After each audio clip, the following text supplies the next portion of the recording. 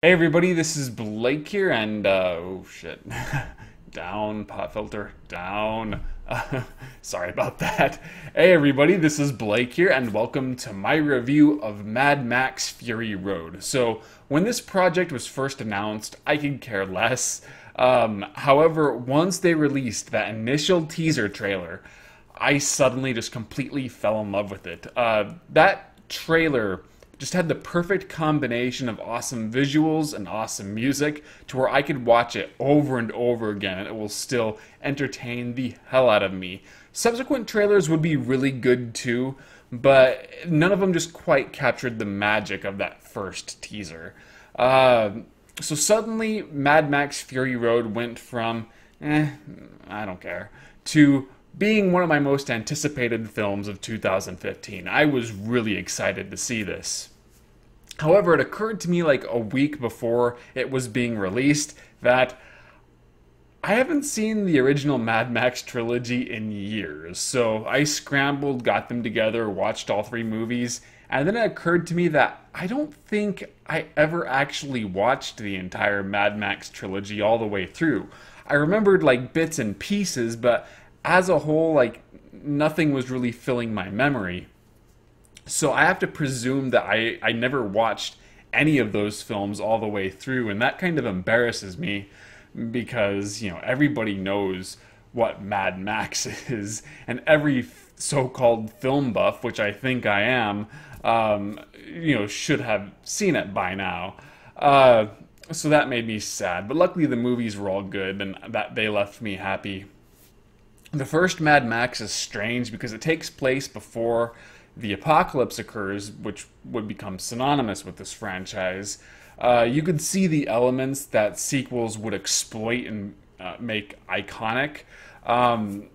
However, I could see why somebody could argue that it's a bad movie because it is very strangely written. The first half is focusing on Goose as if he's the main character, and Max himself feels kind of irrelevant, but then Goose gets taken out of the story, let's just say, like I said, around the halfway point, maybe a little earlier, and then Max becomes the real protagonist, and there's no sense of self-awareness about it. It just seems kind of strange. There's a lot of loose ends, a lot of things that are underdeveloped, other things that are overdeveloped. However, I really like it because these flaws end up feeling more like it's just a very eccentric movie. It didn't hurt my viewing experience. I thought the film itself just seemed kind of madly written, which fit the content of the film. And on the other hand, I could see an argument made for it being a great movie because it does have some phenomenal action sequences, excellent stunts, special effects that continue to hold up to this day, and a very bleak and gritty tone that just is pretty haunting, while at the same time it is so over the top that you can't just enjoy large chunks of this movie. Max himself is kind of a boring character at this point, but I thought the villains were incredibly entertaining. Toe Cutter is just awesome. But it's a very memorable movie, which is kind of strange saying because, let's face it, when people think of Mad Max, they're thinking of Mad Max 2, The Road Warrior, which is the quintessential Mad Max movie. It's just one big-ass action sequence. But it's an incredibly well done action sequence. The stunts and special effects are even more hardcore than the first film, and that says a lot. They expand a little bit more on this world. They have a lot of fun with the post-apocalypse. I loved the vehicle designs. I loved the costumes. To me, the most fascinating aspect of Mad Max is the world he lives in. So the over-the-top, flamboyant gangs, they carry the bulk of the picture for me. But I think Mad Max 2 is an improvement over the first Mad Max. However, I could see why others wouldn't think so, because Mad Max might have a very bizarrely told story, but it does have a stronger story, whereas in Mad Max 2, it's just all about the action. Mad Max 3 has a very controversial reputation amongst the franchise. Many people hate it, and I totally understand why. It's much lighter and softer. They changed the formulas to where before it was almost all about the driving. Now there's very little driving, and it plays out more like a conventional science fiction action thriller. Like I said, I get why people would dislike it, but to me, The Road Warrior was just too hard to top. That film did that style so well that Mad Max 3 would have just set itself for disappointment anyway if it had tried the same thing. So I'm okay with it. I had heard about that Mad Max 3 isn't often regarded as a good Mad Max sequel long beforehand, so I didn't feel like I was setting myself up for disappointment. On its own, though, I think it's an entertaining movie, even though I understand, once again, why so many people hate it. So now moving on to the film in question, I apologize for taking so long to get here. Fury Road is awesome. It's pretty much Mad Max 2, The Road Warrior on steroids. It brings back a similar kind of formula in that the entire film is one or two major chase sequences. So there's very little downtime. If I have to say Mad Max 2 is superior than Fury Road, it's in its pacing. I feel that Fury Road kind of burnt itself out over time. It's just too fast, and when it finally does slow down right before the third act, it just seemed very noticeable to me, to where even though I wasn't bored, I did kind of feel exhausted going into the third act. Whereas with The Road Warrior, I at no point did get tired. I was just as into it in the end of the movie as I was in the beginning of the movie. However, before I make a final judgment there, I do feel I need to watch Fury Road on the small screen in order to confirm that claim, because when you're watching a film in the theaters, your eyes are going to be naturally more strained, and you're more likely going to leave the theater exhausted than you are likely to be exhausted from watching it on your DVD player. So if I watch Fury Road again, I might not experience any kind of burnout at all, and it might even be more entertaining and faster or better paced than The Road Warrior. So we'll just have to see. However, Fury Road not only tops the entire Mad Max trilogy in terms of spectacle, I like especially the special effects and the action, it might be one of the most exciting movies of all time. I loved how it uses pretty much, or I should say primarily, practical effects. Occasionally you can tell they're using CGI here and there, but it blended in seamlessly and was only done whenever something just could not be realized through practical effects. So there's some awesome stunt work, awesome explosions, awesome car chases. The editing, I was concerned that it was going to be a bit too tightly edited. In fact, I avoided the 3D version because I had heard that it relies on a lot of quick cuts, which doesn't usually mesh well with the 3D, but I never noticed that at all. I thought, the visuals stayed on screen long enough to make an impact and then would seamlessly blend into the next shot.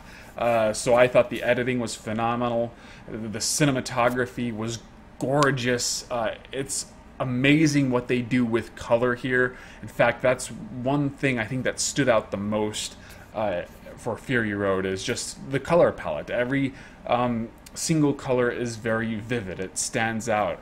So when they use a flamethrower or something catches fire and explodes, you're really going to notice how orange it is. And that's a nice contrast with most post-apocalyptic movies these days, such as The Road or The Book of Eli, which are much more muted in their use of color and much grimmer and bleaker and all that stuff.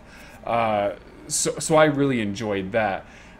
George Miller is a phenomenal action director. He always knows where to place the camera, what will be the best angle, how to magnify this scene and make it more bombastic and intense, and he totally delivers.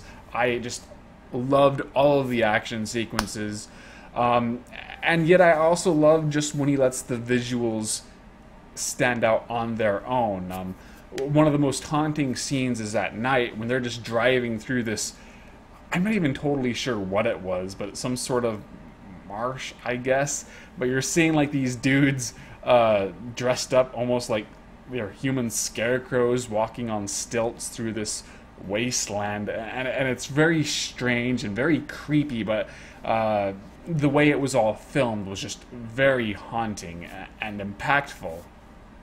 Other times they'll just show a really cool shot during the action sequences that just manages to stand out and take your breath away. It's not always just relying on stunts and special effects.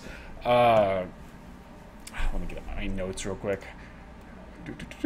Oh yeah, the most important thing of any Mad Max movie is the world itself, and I thought they even took it farther with this sequel in that the costumes are even crazier and more over the top, but at the same time they're pretty intimidating.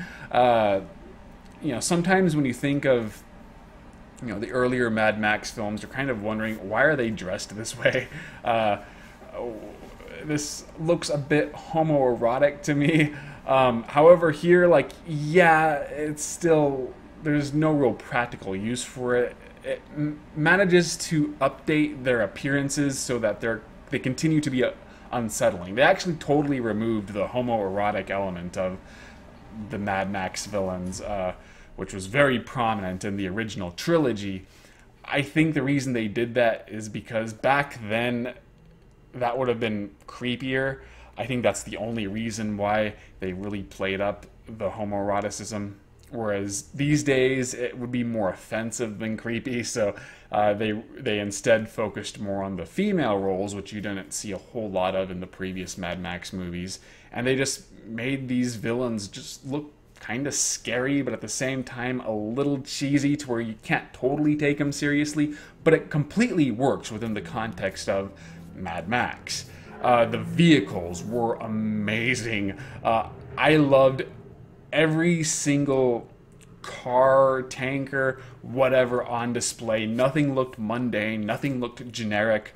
At one point, the villainous gang gets into a confrontation with another villainous gang, and they have their cars looking like porcupines. Like these strange spikes are sticking out. And I've never seen anything like that before on film, and there's just so much creativity with all of these characters and designs. I mean, one character is driving on top of a truck, wielding a guitar. You see him in the commercials, and everybody's talking about him now. He's almost like the breakthrough character, even though it's not a main character at all. You just occasionally see him. He's dressed up in he has this creepy looking mask on, it looked like. But this bright red suit, and his guitar, he's just playing it throughout the entire movie, and it spits out fire occasionally. It's just so crazy and badass, and yet it's those little details like that which make Fury Road so unique and exciting and awesome. In terms of the story, even though it's nonstop action, I really have to give them credit for finally doing something with the Mad Max character. One of my biggest complaints in regards to the original trilogy is Max himself isn't very mad. In fact, he's kind of a straight man in a mad world. He's very practical. He doesn't dress quite as crazy as everybody around him, including, the good guys whom he ultimately helps. He seems like he's incredibly normal compared to everything else, and yet he's called Mad Max in the title, at least. Well, here they actually do really play up his insanity. You get the impression that Max is going crazy throughout the duration of this film. He's constantly hallucinating, and his trauma in regards to what had previously happened to him, he just can't get over, and it's only making his condition worse. So he does seem much more unstable, much more vicious and ruthless, and he's not as nice as the original Mad Max, and the original Mad Max was kind of an asshole himself. And yet one thing Tom Hardy does so well, besides having such a strong presence that intimidates anybody who surrounds him, he recaptured the antisocial element of Max.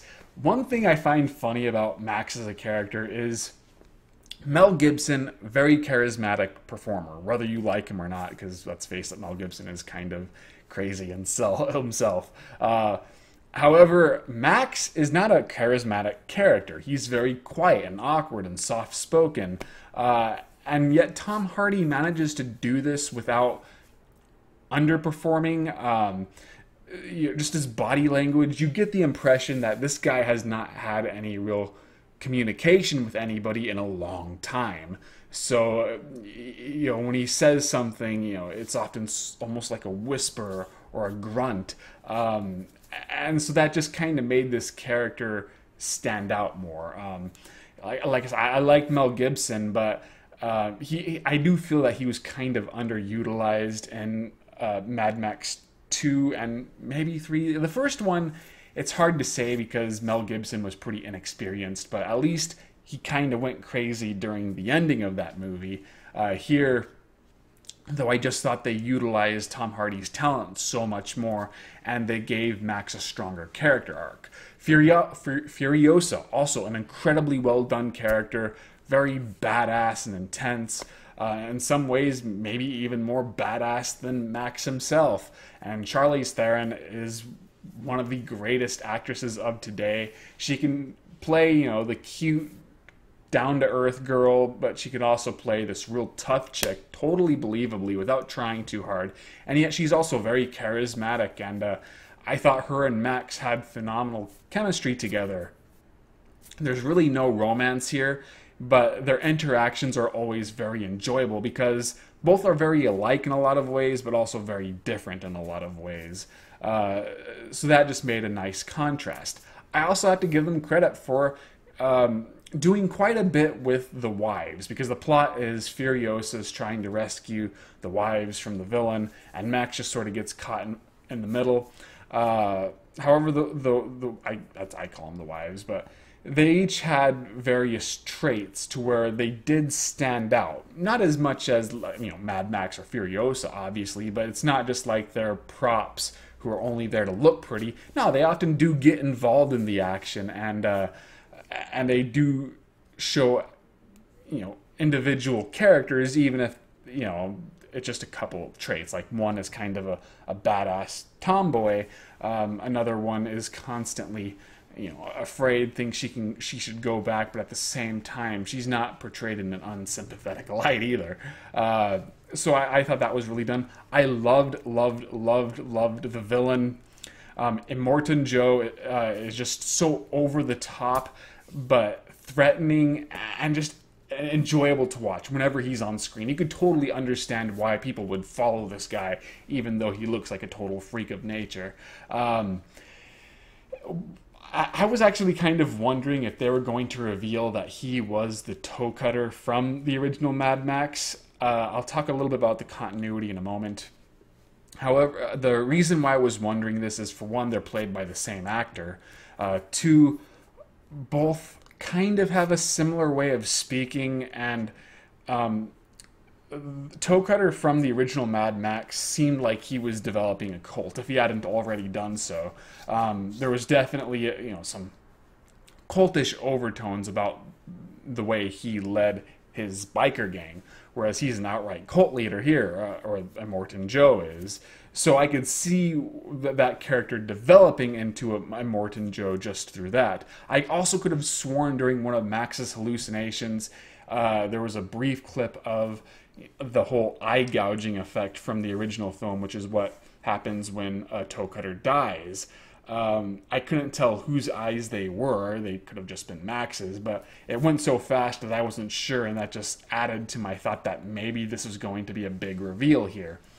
Uh, However, the more I thought about it, the more I realized that the difference between Toe Cutter and Immortan Joe is Immortan Joe feels more like a manipulator. That he doesn't really believe the crap he's spewing to the masses, but that he's using it just to secure his own power. Whereas with Toe Cutter, he seemed just that insane to where, you know, he could, whatever nonsense that came out of his mouth, he probably did genuinely believe. So it was an interesting thought that sporadically came up in my head while I was watching it, but I wasn't surprised when they ultimately didn't do anything with that. But Immortan Joe is still a very fun character. Another reason I think I was wondering about this was originally it was going to be revealed that Humongous from Mad Max 2 was going to be Goose, Max's friend from the original Mad Max. But they decided not to go that route, but you could still see elements almost foreshadowing that discarded twist. So that just added to the evidence within my brain. In terms of the continuity, for the most part, you could make the claim that this takes place within the same continuity of the original trilogy. However, they do some retconning in that it's no longer his son who died, it was his daughter. And that annoyed me, actually, because I didn't feel they needed to do that. I don't like it when reboots could easily be sequels if you choose to look at them that way, but then spend one scene just totally overwriting the events of its predecessors. I didn't like it when The Incredible Hulk did it. I didn't like it when Punisher Warzone did it. And even though it doesn't bother me quite as much here because, Incredible Hulk and Punisher Warzone, they came out just too shortly after the previous Hulk and Punisher movies, where it's been like 30 years since Mad Max 3. So it didn't bother me as much, but it still annoyed me at first until I started thinking that there is a way you could justify this, because Mad Max 2 and Mad Max 3 were narrated by other people. In Mad Max 2, it was the feral kid, and in Mad Max 3, it was the girl who ends up leading this tribe. So it's possible they got certain pieces of information wrong.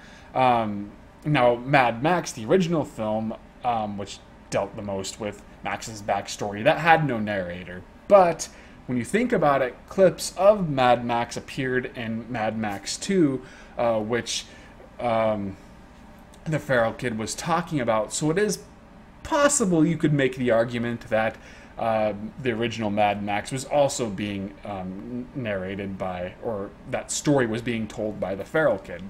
And he was just speculating in certain areas. Maybe he knew that Max's kid died, but wasn't know what gender, and only presumed it was a son based on his own relationship with Max. I'm probably looking way too deeply into this, but this is the first Mad Max movie where Max himself is telling the story. So that is how I choose to look at it. That's how I choose to justify the sudden change in continuity. Whether you want to believe that or not is totally up to you, but that's just where I'm going with it. That's really all I have to say. I thought Mad Max Fury Road was awesome, and I'm surprised, though, that it's gotten such a positive reception, because it doesn't seem like the kind of movie critics would usually embrace. If you want a stronger story, this might not be for you. If you thought Mad Max 2 was just too shallow of a film, then I'd presume that you'd think the same thing about Fury Road, even though there is more substance to it. However, if you're just into action, you should be amazed by this movie, and I think you should definitely watch it in theaters at full price.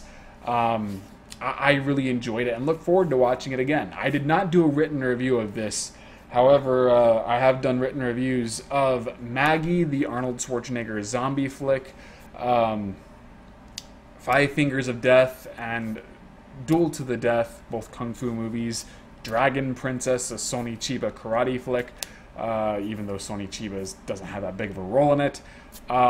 So read all of those. My next one, well, I actually just posted one of The Wandering Swordsman, another kung fu movie directed by Chang Che and starring David Chiang. I don't know if I'm pronouncing his name right. And my next one will probably be another kung fu flick, but we'll just have to see. Follow me on Twitter and Facebook. I should post a vlog on Payback probably tomorrow or Tuesday. I hope you enjoyed this video, and definitely watch Mad Max Fury Road. If it flops, I will be sad. And I shall see you guys later.